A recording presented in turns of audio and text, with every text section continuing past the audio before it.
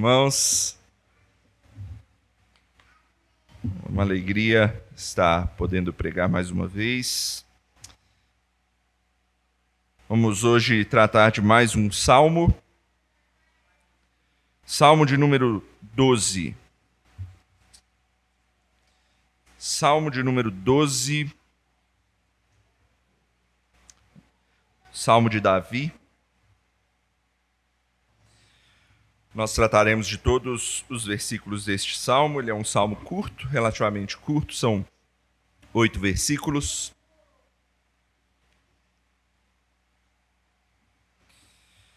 Eu convidar os irmãos que me acompanhem na leitura, que eu farei. Vocês estejam atentos a ela, a palavra de Deus que está sendo lida. A palavra do Senhor diz assim: Socorro, Senhor, porque já não há homens piedosos, desaparecem os fiéis entre os filhos dos homens. Falam com falsidade uns aos outros, falam com lábios bajuladores e coração fingido. Corte o Senhor todos os lábios bajuladores, a língua que fala soberbamente, pois dizem, com a língua prevaleceremos, os lábios são nossos, quem é Senhor sobre nós? Por causa da opressão dos pobres e do gemido dos necessitados, eu me levantarei agora, diz o Senhor, e porei a salvo a quem por isso suspira. As palavras do Senhor são palavras puras, prata refinada em cadinho de barro, depurada 7 vezes. Sim, Senhor, tu nos guardarás, desta geração nos livrarás para sempre. Por todos os lugares andam os perversos, quando entre os filhos dos homens a vileza é exaltada. Vamos orar? Senhor, esta é a tua santa palavra, nós estamos diante dela e pedimos que o Senhor nos edifique, fale através do teu servo aqui, para que a tua igreja cresça, a tua igreja aprenda do Senhor, ame mais ao Senhor e sirva melhor ao Senhor. É o que eu peço no nome de Cristo Jesus. Amém. Certa vez eu ouvi uma história engraçada. Um pregador, ele resolveu, no meio da rua, começar a pregar em um lugar mais movimentado, para que a voz dele alcançasse mais pessoas. E durante a pregação ele resolveu falar da criação de Deus. E para isso ele começou a questionar as teorias científicas da evolução e do Big Bang e coisa e tal. Só que ele se empolgou no que ele estava falando contra essas teorias científicas e ele começou a falar mal da ciência de uma maneira geral, até que ele soltou a frase: a ciência para nada serve, porque a gente só tem que estar focado na palavra de Deus. E ele falou assim. E uma certa pessoa estava passando pelo local na hora, no momento que ouviu aquilo que ele falou, ela olhou para o homem e gritou assim em resposta ao que ele disse: então tira os seus óculos. Para quem não pegou, os óculos são baseados num grande estudo científico para serem realizados, e o homem simplesmente estava detonando a ciência que ele mesmo usava para diversas coisas que a gente usa. Às vezes a gente fala sem pensar, a gente fala pelos cotovelos, como se diz. Me lembra até aquela velha citação, né? Há 3 coisas que nunca voltam atrás: a flecha lançada, a palavra pronunciada e a oportunidade perdida. Eu acho que esse pregador falhou em 2, né? Ele perdeu a oportunidade de ficar calado e ele também falou aquilo que não devia, né? Inclusive, a gente leu um texto hoje mais cedo, lá em Tiago, que falou sobre esse problema da língua, da gente falar demais. Engraçado que no início do texto ele fala assim: meus irmãos, eu não quero que a gente tenha muitos mestres aqui. Não é que ele está falando para as pessoas não queiram exercer esse trabalho, mas é porque um mestre normalmente fala muito. E normalmente as pessoas que falam muito têm que se preocupar muito com aquilo que falam. E muitas vezes não é isso que acontece. Com tanta gente falando no nosso mundo hoje em dia, tanta informação que a gente tem, palavras daqui, palavras de lá. O que eu devo ouvir? Em qual palavra eu devo confiar? Ou será que eu não devo confiar em nada, em ninguém, viver de acordo com aquilo que eu penso só? E mais, será que eu tenho falado aquilo que é verdadeiro, que é confiável, que é bom? O Salmo 12 vai nos ajudar a pensar um pouco sobre esse assunto, sobre palavras, sobre aquilo que nós dizemos e sobre aquilo que nós temos que procurar ouvir. E que mesmo em meio a todo esse mundo de informações, essa confusão de palavras que a gente vive, a gente tem sim um caminho a seguir, uma palavra a buscar. Por isso esse salmo vai nos ensinar hoje, em resumo, que num mundo de falsidade, a palavra de Deus é que deve ser exaltada. Basicamente isso. Num mundo onde a gente ouve tanta mentira, tanta coisa falsa, fake news e tudo mais, a gente tem que olhar para a palavra de Deus. Então, vamos olhar isso em duas partes. Esse salmo tem duas grandes partes, tá bom? A primeira parte vai mostrar a palavra que leva à perdição. E a segunda parte vai mostrar a palavra que leva para o caminho certo. Então vamos ver a primeira. Palavra que leva à perdição. E a primeira coisa que eu quero que você observe é que isso é um salmo de Davi. Ele se apresenta aí, né, como na verdade o texto, né, tem um título que apresenta Davi como aquele quem o escreveu. E veja, por ser um salmo, Davi ele não está contando uma história, ele não está descrevendo uma cena, um fato ou coisa assim. Salmos são textos mais parecidos com cânticos, com poesias, com orações que a gente faz. São escritos que normalmente brotam do coração, da emoção muitas vezes. E no caso aqui, né, como é a palavra de Deus, é uma emoção que a gente pode confiar. Então, imagine que Davi ele já esteja vivenciando essa guerra de palavras, essa guerra de informações, e isso tem mexido com a cabeça dele. Você deve se lembrar que ele era o rei de Israel. Davi, ele era o rei de Israel. Então, ele estava numa posição elevada na sociedade. Ele não era qualquer pessoa. E você tem que imaginar também que ele devia ouvir muita coisa. Ele devia ser constantemente assediado por pessoas. Por exemplo, muitas delas deveriam querer tomar o seu lugar. Muitas delas tinham inveja de Davi. E ele devia ouvir por aí ameaças, calúnias, mentiras sobre a pessoa dele, coisas que o denegriam para que ele fosse diminuído e outras então pudessem ser aumentadas no lugar dele. Mas não só isso, por ser uma pessoa de alto nome na sociedade, ele também não devia ouvir muita gente querendo barganhar coisas com ele, tentando convencê-lo através de lisonjas mentirosas, propostas que não deveriam ser feitas, para certamente alcançar benefícios com ele, dinheiro, terras, talvez mulheres. Davi ele devia passar por muitas situações assim. São diversos salmos, por exemplo, que ele escreve clamando ao Senhor que o livre desses corruptos, dessas pessoas que o ameaçam, dessas pessoas que tentam fazer com que ele caia. E nesse salmo ele faz isso mais uma vez. Só que agora ele foca justamente na questão das palavras. E em meio a isso, Davi brota do coração dele esse salmo. E ele diz, socorro, Senhor. É assim que ele começa. Socorro, Senhor. Ele se volta ao Senhor em desespero, como se ele tivesse uma situação de vida ou morte. Socorro não é uma palavra que você fala a qualquer momento, né? É uma palavra forte.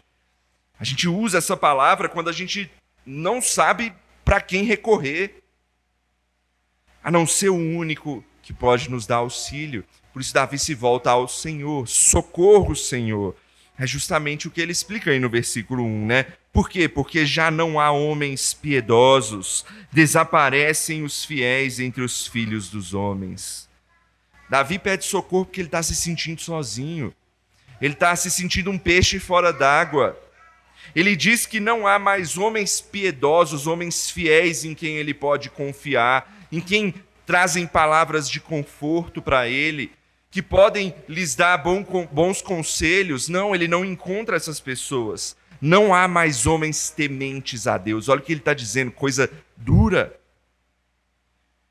Davi fala muitas vezes isso nos seus salmos, sobre a abrangência do pecado, de como ele atingiu o mundo inteiro. Já não há quem faça o bem, não há um sequer. Você pode ler 2 salmos depois desse, lá no 14 ele diz isso. Não há ninguém mais que faça o bem.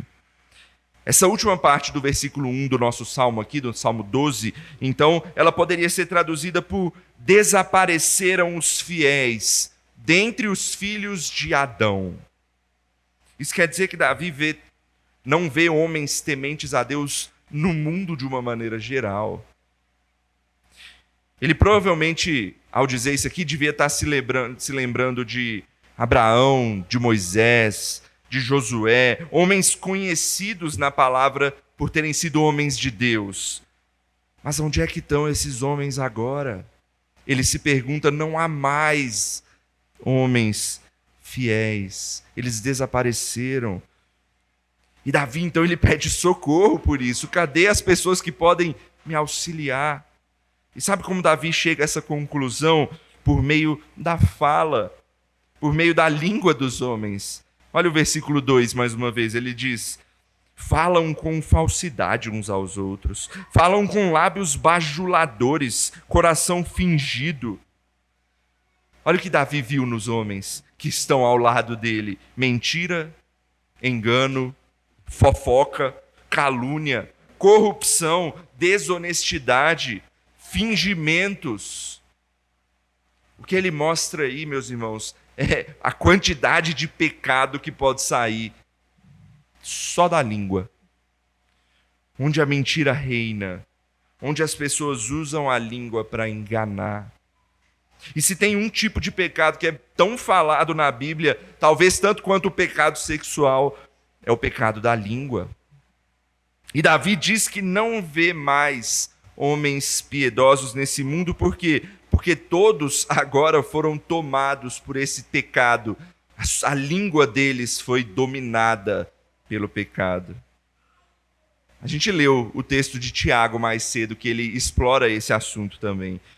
E ele mostra a importância que a palavra de Deus dá sobre saber cuidar, sobre saber domar a sua própria língua. Lá em Tiago diz assim, né? Se alguém não tropeça no que fala, essa pessoa, ele é um perfeito varão. Ele é capaz de refrear também todo o corpo. Porque se ele consegue segurar a língua, o resto parece até fácil. Ele mostra o tamanho do estrago que a língua pode causar. E Tiago, no seu texto, ele usa até uma ilustração interessante, né? Ele fala de um navio que, mesmo com seu tamanho monstruoso, ele, mesmo sendo batido por fortes ventos, ele é controlado como? Por um pequenino leme. Um navio enorme, controlado por um pequenino leme, que guia para onde ele for apontado. Essa é a língua, que mesmo pequena em relação ao resto do nosso corpo todo, pode ser mais perigosa do que todo o resto. Nenhum homem é capaz de dominá-la. Tiago até diz palavras duras, né? Ela é mal incontido, carregado de veneno mortífero. Tiago é duro para falar sobre esse assunto, sobre a nossa fala. E mesmo assim nós damos pouca atenção a isso. Tem um teólogo, um pastor chamado Paul Tripp, que ele diz assim sobre isso: a palavra, aquilo que a gente fala em si, às vezes não gera peso, mas falar parece normal, comum, sem importância, inofensivo. A gente pensa nisso muitas vezes. Mas poucas coisas são mais importantes do que isso. Quantas famílias encontram brigas pelo modo de falar, por um tonzinho que se aumenta naquilo que você fala. Pessoas saem chateadas. Outras entendem coisas erradas, simplesmente pela forma de falar, por uma palavra diferente que você usou. E, na verdade, o que a gente pensa muitas vezes não é dar importância para isso. Às vezes, na nossa cabeça vem, é só uma mentirinha, não tem problema eu falar assim. Ou então, uma fofoquinha de nada, vai ser engraçado, eu não posso perder a piada. Ou quando nós pensamos, eu não vou mentir, eu só vou contar de um jeito que ameniza a situação, mesmo que precise omitir alguns fatos. É isso que Davi está acusando nesse salmo. Pessoas que mentem com intenção, sabendo que estão mentindo, que falam aquilo que não deveria, que não se preocupam com a forma de falar. Normalmente a gente diz que essas pessoas usam máscaras, né? Que dizem ser uma coisa, mas na verdade mostram outra por baixo dessas máscaras. Apenas para alcançar benefícios, ferindo outras pessoas ou omitindo coisas. É por isso que Davi ele clama ao Senhor. E no versículo 3 ele continua o clamor dele, só que de uma maneira mais incisiva. Veja lá, ele diz assim: corte o Senhor todos os lábios bajuladores, a língua que fala soberbamente. Davi, ele está pedindo ao Senhor que o livre disso. E às vezes você pode achar estranho, nossa, Davi está pedindo para cortar. Tem dois sentidos aqui, né? O cortar muitas vezes pode ser traduzido por eliminar, né? Então, ou Davi está pedindo, Senhor, elimina essas pessoas de mim, da minha vida, do meu reino, do reino que o Senhor me deu. Ou então ele pode estar simplesmente dizendo, corte a língua deles, para que eles, pelo menos, não pratiquem o mal que eles estão praticando através desse órgão do corpo deles. Então, independente aí de qual seja a intenção de Davi aqui, Davi está clamando ao Senhor para que ele o livre desses inimigos de uma forma ou de outra. E ele está fazendo um pedido sincero a Deus, um pedido de livramento, um pedido que Deus execute a sua justiça. Às vezes a gente acha isso estranho, né? Às vezes a gente pensa que pedir a Deus executar a justiça dele é uma coisa errada, sei lá, talvez um fardo para a gente. Por quê? Porque a gente está pedindo para que Deus faça com que pessoas talvez sejam presas, ou que pessoas sofram algum tipo de mal em consequência àquilo que elas fazem. Mas a gente deve lembrar que pecados trazem sim consequências. E isso não deve nos isentar de clamar pela justiça de Deus. Se pessoas erram, elas precisam arcar com as consequências dos seus erros. Pois como é que o mal vai ser extirpado desse mundo se não for pela atuação do próprio justo juiz desse mundo? A gente deve sim clamar para que Deus possa refrear o mal, para que a impiedade não domine esse mundo caído, para que reine a justiça. É o que Davi está fazendo aqui. Davi está falando, elimine esses homens, ou corte a língua deles, seja o que for, mas que reine a justiça do Senhor. E Davi amplia esse clamor no versículo 4, ele diz, porque eles dizem, com a língua prevaleceremos, os lábios são nossos, quem é Senhor sobre nós? O poder da língua maliciosa, quando ele não é refreado pela justiça, ela cria homens orgulhosos, que se acham senhores de si mesmos, que acham que podem qualquer coisa, que estão acima da lei. Olha aí o que eles dizem. Não há Senhor. Quem é Senhor sobre nós? Eu cuido de mim, eu posso, eu falo o que eu quiser. Meus irmãos, esse é o caminho da perdição que o texto nos mostra. O caminho de quem acha que pode depender de si mesmo, que pode depender da sua própria eloquência, da sua lábia, da sua enganação, para chegar a algum lugar. Talvez não haja exemplos mais latentes, um exemplo mais latente que os políticos corruptos do nosso tempo, né? Para observar isso aqui. Usam a língua para enganar, para crescer, para se enriquecer. A gente pode fazer igual a Davi aqui. A gente pode clamar ao Senhor para que eles sejam descobertos, para que eles paguem por aquilo que eles estão fazendo de forma errada. Mas não só políticos, né, que é o que vem mais forte na nossa mente. A gente pode clamar ao Senhor contra manipuladores, contra mentirosos, contra enganadores, que não pensam no mal que causam, mas que em seus desejos, como dinheiro, uma posição de vantagem ou qualquer coisa assim, eles então praticam essas coisas. Clame ao Senhor pela justiça de Deus, pela sua própria justiça, como Davi faz. E mais, clame a Deus para que você mesmo não se enverede por esses caminhos. Às vezes a gente aprende a falar e vai falando e vai usando a nossa forma de falar para tentar sobressair sobre certas coisas e a gente para de ouvir. Inclusive no nosso tempo de internet, de rede social, é um tempo perigoso para essas coisas. A língua fica mais venenosa ainda quando a gente está escondido atrás de uma tela de computador ou do celular. A gente não pode se deixar levar como fizeram os filhos de Adão aqui no texto, pois esse é um caminho que leva à perdição. Essa é a acusação que Davi faz aqui. Mas agora tem o outro lado. Nessa guerra de palavras, não há só o caminho que leva à perdição. Graças a Deus tem o caminho do contrário também. O caminho que leva à salvação. E é isso que Davi vai mostrar para a gente na segunda metade desse salmo. Ele começa mostrando que Deus não está cego para o que tem acontecido. Olha aí o versículo 5 mais uma vez. Por causa da opressão dos pobres e do gemido dos necessitados, eu me levantarei agora, diz o Senhor, e porei a salvo a quem por isso suspira.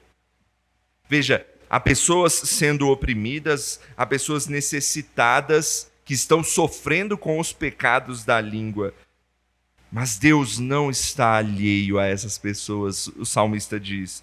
Na verdade, esse é um questionamento que muitas vezes as pessoas fazem sobre Deus, né? Eles normalmente perguntam, será que Deus ainda se lembra desse mundo? Olha o sofrimento. Será que há um Deus mesmo bondoso lá no céu se lembrando de nós? A resposta que a palavra de Deus nos dá nesse salmo é sim, Ele se lembra. Deus governa sobre todas essas coisas, Ele sabe aquilo que Ele está fazendo. Por isso que ele diz no restante do versículo 5, né? Eu me levantarei agora, diz o Senhor, e porei a salvo a quem por isso suspira. Essa é uma promessa que Deus faz. Os salmos, de uma forma muito bela, nos lembram das promessas do nosso Senhor. Ele não se esqueceu do seu povo. Ele não se esqueceu, ele promete salvação a todo aquele que tem sido afligido. Mas como é que a gente pode ter essa certeza daquilo que Deus está falando aqui? Por que eu deveria crer nisso? É o que o versículo 6 vai nos mostrar em um contraste entre as palavras de Deus e as palavras que ele colocou dos homens, as palavras de mentira. Veja aí o versículo 6. As palavras do Senhor são palavras puras, prata refinada em cadinho de barro depurada 7 vezes. Veja, quando Davi falou das palavras e refinam e tudo mais, eles encontram a prata cheia de impurezas, cheia de elementos que a oxidam, que fazem perder o seu brilho. Por isso, ela precisa passar pelo processo de refinação, de depuração, a fim de que ela volte a ser só prata e tenha seu valor restaurado. E as 7 vezes que ele coloca aí não é por acaso. O número 7, normalmente, quando você encontra na Bíblia, ele representa perfeição, ele representa algo completo. Então, a ideia aqui de Davi é que a palavra de Deus ela é pura, mas ela tem uma pureza perfeita. Ela é verdadeira, ela é digna de total confiança para você. Leia e você saberá. O que é o completo oposto das palavras dos homens, né? Por isso que o versículo 7 do nosso texto aqui, quando Davi reafirma a salvação prometida no versículo 5, ele o faz agora com convicção, com comprovação de que, se foi o Senhor quem disse, a sua palavra é digna de confiança, não há por que duvidar. Olha o versículo 7. Sim, Senhor, tu nos guardarás desta geração, nos livrarás para sempre. A Bíblia, em toda a sua extensão, confirma isso. Por exemplo, o autor aos Hebreus, lá no capítulo 6, versículo 18, ele diz: é impossível que Deus minta. Paulo, a Timóteo, na sua segunda carta, escreve: se somos infiéis, Deus não, Deus permanece fiel.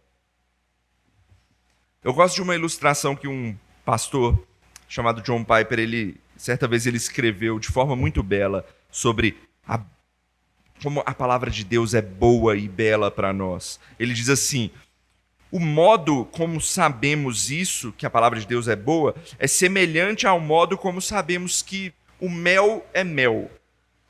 A ciência, a tecnologia podem dizer que determinado frasco onde contém mel, por causa mel, né? Por causa dos experimentos químicos e físicos, e eles podem chegar a essa conclusão. Assim como estudiosos, por exemplo, da Bíblia, podem argumentar convincentemente que a Bíblia ela é historicamente confiável.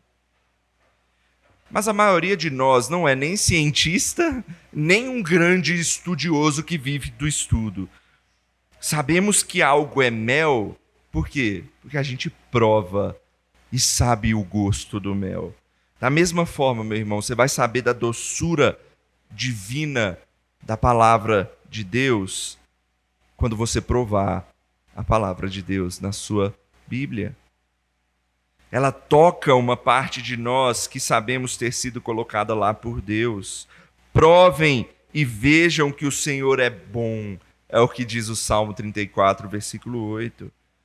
Este é um ver e um provar verdadeiros aqui no texto. Não é faz de conta. É ver e provar o que realmente está aqui na palavra. E ele complementa, o John Piper complementa: a minha voz, ela é erva, ela é capim. A voz de Deus não, ela é granito. Portanto, nos piores e melhores momentos, as palavras de Deus trazem paz e alegrias inabaláveis. É assim que a gente confia em Deus, meus irmãos. Em meio às dificuldades, olhando para a inabalável palavra de Deus, pura, plena palavra de Deus, provando do seu amor, da sua bondade perfeitos, crendo na sua palavra pura e verdadeira. E eu te convido a provar isso dia a dia, caso você ainda não tenha experimentado quão bom é a gente ter a palavra de Deus junto de nós, dia após dia. Mas o interessante é que o Salmo não termina aí. Seria bonito se o Salmo terminasse aqui, ia ser ótimo. Mas Deus ele traz algo melhor na sua sabedoria para nós. E ele termina diferente, olha o versículo 8. Por todos os lugares andam os perversos, quando entre os filhos dos homens a vileza é exaltada. O salmo que tinha terminado no versículo 7 com esse tom belo, alto, esse pensamento nosso na beleza da palavra de Deus, com uma palavra de esperança para a gente confiar e se alegrar, mas não, Davi preferiu terminar de outro jeito. Ele coloca uma nota amarga aí nesse versículo 8, né? Ele prefere lembrar aos leitores que no mundo que a gente vive, meus irmãos, infelizmente o que tem prevalecido é a palavra da perversidade. Não é a palavra de Deus. O que o mundo tem exaltado é a maldade, é o pecado. E mais uma vez Davi usa a expressão filhos dos homens, que ele usou lá no versículo 1. Ou seja, a causa do desaparecimento dos homens tementes a Deus dentre os filhos de Adão é que foram fisgados por esse mundo de perversidade, não exaltando o Criador, mas a maldade. Davi deixa para a gente um alerta no final desse salmo. O mundo é assim, perverso, mau, é cheio de pecado. O que você vai fazer? Você vai se igualar aos demais filhos de Adão, tentando alcançar seus desejos por falsidade, engano, mentiras? Ou você vai seguir a pura palavra de Deus? Veja, Deus está nos dando um caminho a seguir, em contraste a um caminho mau. O caminho dele é puro, feito pela sua palavra. Na verdade, o caminho é a própria palavra, mas a palavra que se encarnou e veio a esse mundo trazer salvação. Interessante que antes mesmo de Jesus nascer, Davi escreve esse salmo clamando ao Senhor que dentre os filhos de Adão não há mais homens de Deus, homens que temem ao Senhor verdadeiramente. Então era necessário que Deus intervisse e enviasse um homem que pudesse mudar essa história. E ele envia Cristo Jesus para que a salvação pudesse chegar. O caminho que leva à salvação, meus irmãos, é fazer morrer a nossa natureza de filhos de Adão, para nos tornarmos filhos de Deus, por meio de um segundo Adão, Cristo Jesus. Aquele que em meio a vozes caluniosas, mentirosas, acusatórias, a palavra diz que ele permaneceu calado, porque ele veio para sofrer no lugar desses homens caluniosos, para salvar o meu e o seu, eu e você do nosso pecado. Esse é o caminho que nos leva à salvação, é a confiança plena, fé total na palavra, no verbo que se encarnou. Para concluir, eu quero que você pense numa coisa. Certa vez um pastor chamado Jay Adams, ele foi conversar com uma pessoa que padecia de esquizofrenia.